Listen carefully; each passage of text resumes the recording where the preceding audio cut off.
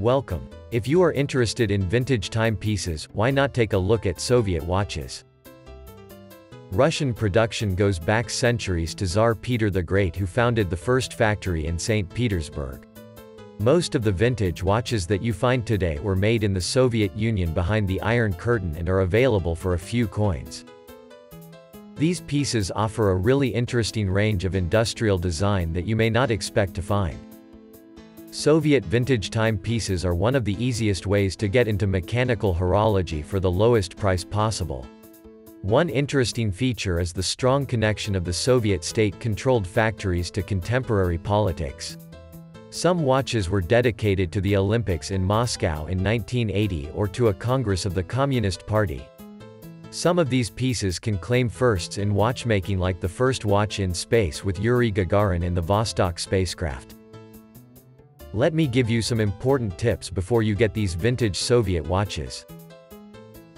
Number 1. The best source is eBay or local sales site depending on your country. Shipping will depend on your location and availability.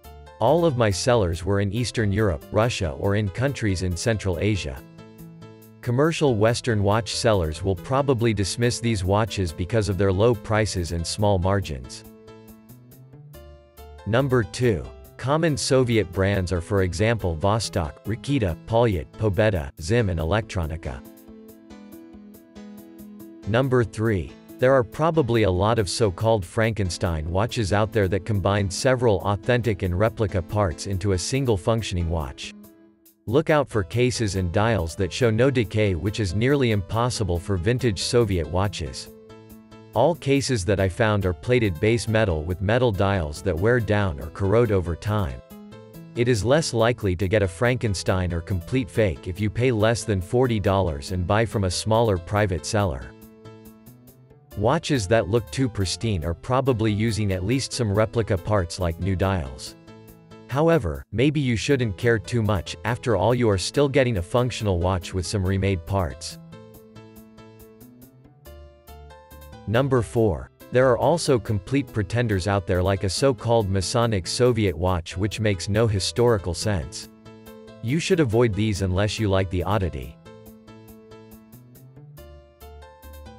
Number 5. Take a look at the movements and its engravings and if they match one of the online databases, because it is unlikely that someone would counterfeit an old mechanical Soviet movement. Number 6. Letters are either Cyrillic for the local Soviet market or in Latin if the watch was made for export into the West. Russians always use standard Roman or Arabic numerals. There are no distinctive Cyrillic numerals.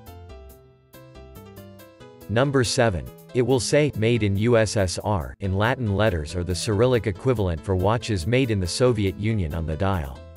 Models after 1990 will have a "Made in Russia" or Cyrillic Rossiya instead.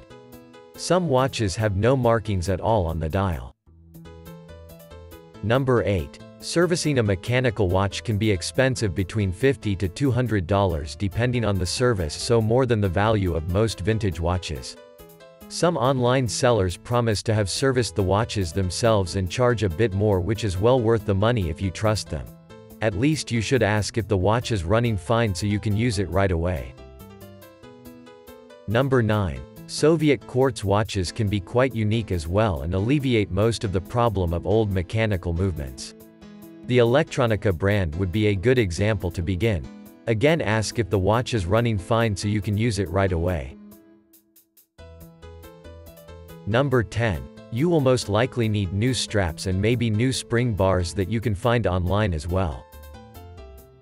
Thanks for watching, and check out my Flickr album for more watches.